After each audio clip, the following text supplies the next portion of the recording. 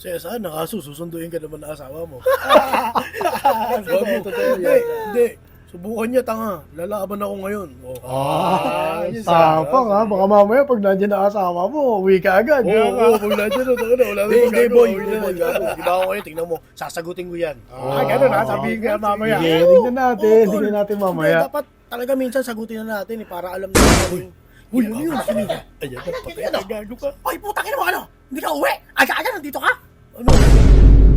Uwi ako mamaya. Ano mamaya? Huwag mo ginagana, alam mo may pamilya kang tao? Ba't aga-aga mag-iinom kaya? Wala. Ngayon lang naman eh. Uwi ako doon, hintayin mo na lang ako. Huwag kang mag-skandalo dito. Sige na. Uy, tarantado ko, mo pinagmamalaki. Ano pinagmamalaki mo? Yung mga barkada mong hayop na yan?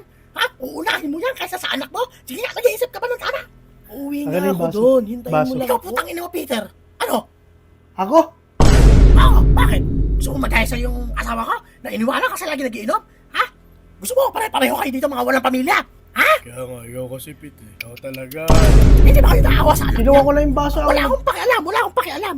Hindi mo naman kagaya na iniwanan ng buong pamilya, may naghihintay pa dyan. Di ba? Dahil hindi niya ako isipin yung asawa eh. Yung anak niya na lang. Di ba? Ang pangit mong hayop ka. Kung ikaw nasa katinuan ka, alam mo sa sarili mo na dapat hindi ganyan eh. Di ba nag-iisip ka pa ba? Sobrang lungkot ng buhay mo. Gusto mo pare-pareho kayong iwanan ng mga asawa. Yan ang tinuturo mo sa asawa ko. Hindi ba? Una, halika Ikaw na. isa ka pa. Halika na, umuwi na Ha? tayo. Wala ka nang ginawa. Oo, Hindi mag-iinom, doon na sa bahay. mag-iinom din. Doon na sa bahay. Hindi mo na iniisip.